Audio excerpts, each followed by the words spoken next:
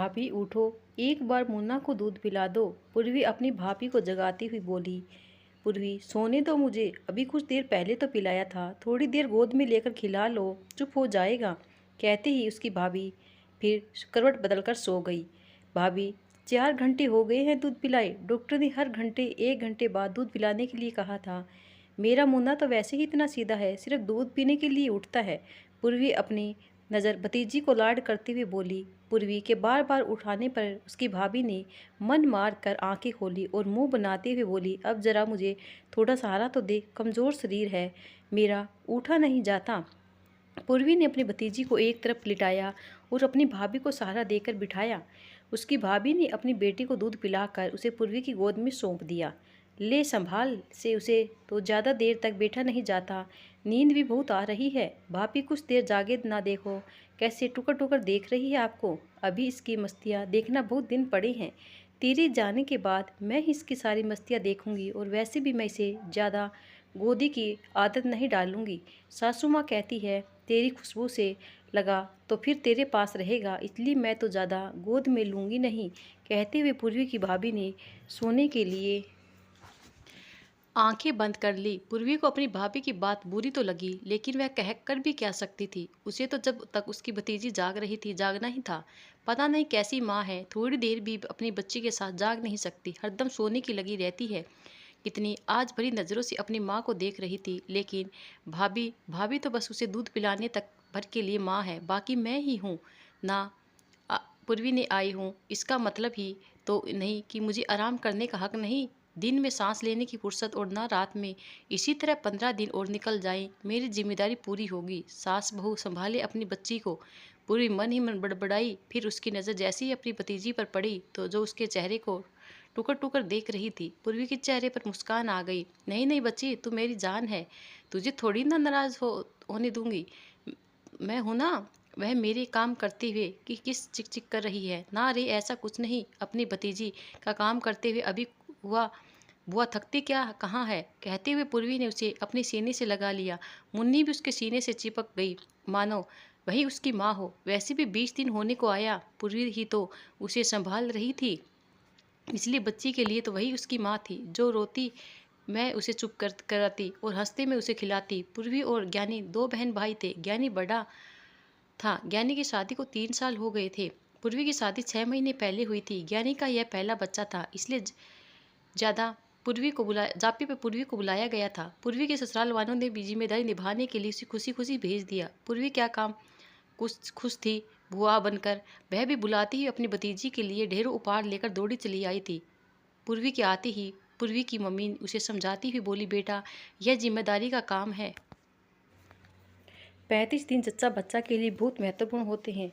पूर्वी मन से अपनी भाभी और भतीजी की सेवा करनी, अपनी भाभी के किसी काम को मना नहीं मत करना। मैं नहीं चाहती कि तुम उसे किसी तरह की शिकायत का मौका दो और वह बाद में तुम्हें बुलाने दे।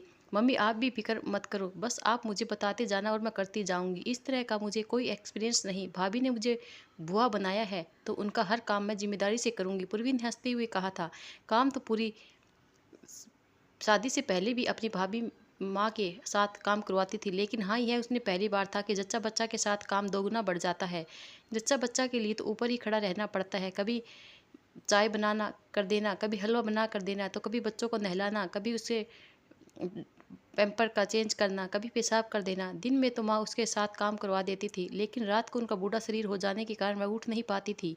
पूर्वी को ना दिन में आराम मिल रहा था ना रात को। 20 दिन हो गए थे। भाभी हर छोटी से छोटा काम भी पूर्वी से ही करवाती थी, रात उसे ही करवाती थी। ऊपर से सर्दी के दिन थे, लेकिन वह चाह कर भी अपनी भाभी को कुछ नहीं कह पाती थी, क्योंकि उसे पता था इतने दिन निकल गए तो 15-20 दिन के पीछे क्यों कहने सुनने के काम करवाने। आसपास की पड़ोसन की औरतें जब भी मिलने आई पूर्वी के काम की खूब तारीफ करती और हंसी हंसी में पूर्वी की भाभी को भी कह देती, बहू पूर्वी खूब सेवा कर रही है तुम्हारी, वरना तो आजकल की नन तो मुश्किल से 15-20 दिन के लिए आती है जापे में।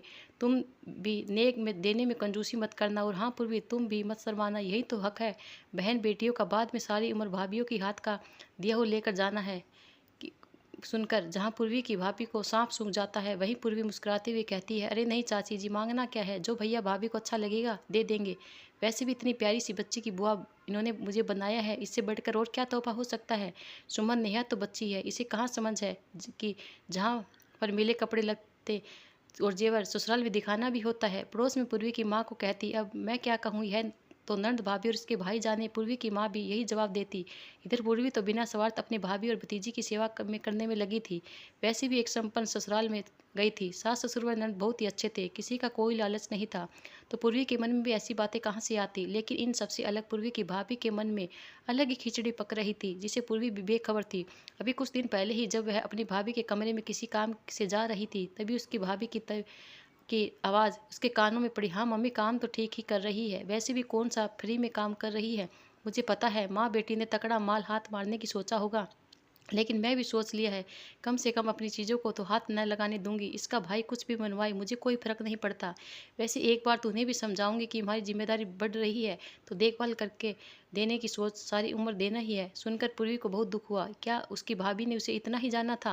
वह क्या यह सेवा पाने किसी लालच में कर रही थी? एक बार तो उसका मन किया भाभी को कह दे, लेकिन फिर कुछ सोच समझ कर वह चुप हो गई। पूर्वी की भाभी की डिलीवरी को 1.5 महीना हो गया था और कल पूर्वी का पति उसे लेने आ रहा था, इसलिए पूर्वी पैकिंग करने में लगी थी।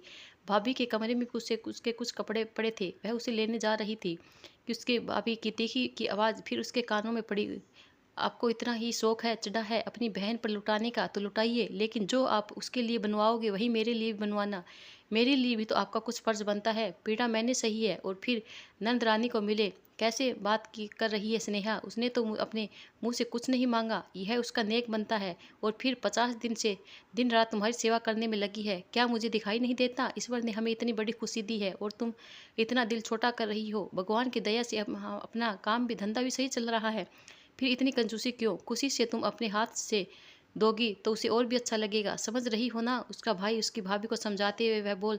पूर्वी के पांव जड़ हो गए। उसका मन किया कि वह अभी जाकर भैया को कहे कि भैया मुझे कुछ नहीं चाहिए, मैं लालची नहीं हूँ, लेकिन दूसरे की पल उसे लगा कि इनके बीच जाना अच्छा नहीं है, भाई भाभी में मन मुटाव हो जाए।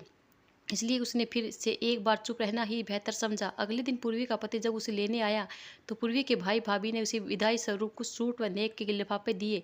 पूर्वी के भाई उसकी भाभी को इशारा किया और उसकी भाभी ने उसे सोने की चैन देते हुए बोली, लो पूर्वी, 50 दिन जो तुमने मेरी सेवा पानी की है उसका इनाम। अपनी भाभी की बात सुन पूर्वी मुस्कुराते हुए बोली, भाभी मैं कोई सेवा थोड़ी ना हूँ जो आपकी सेवा पानी ही उसका इनाम लूंगी। यह तो एक नंद का अपनी भाभी ए बुआ को अपनी भतीजी के प्रति फर्ज बनता है। मुझे यह देखकर पराया मत करो, यह मैं नहीं ले सकती। वैसे भी अभी शादी में आप सब ने मुझे इतनी जेवर दिए हैं, वही मुझे नहीं पहना जाता। पूर्वी के भाई ने उसे बहुत समझाया, लेकिन पूर्वी भी अपनी जिद पर अड़ी रही। पूर्वी के भाई में उसके पति की तरफ देखते हुए कहा, आप ही समझाइए इस बुद्धू को, मायके से मिले नेक को ऐसे मना नहीं करते। अंकल आंटी क्या सोचेंगे? भाई भाभी ने कुछ नहीं दिया।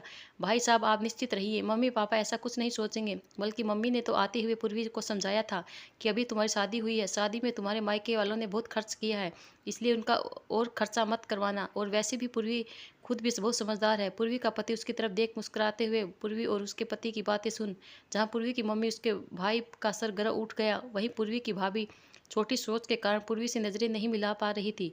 दोस्तों ये वीडियो कैसी लगी कमेंट करके जरूर बताना और हमारे चैनल को लाइक शेयर और सब्सक्राइब जरूर करना। धन्यवाद दोस्तों।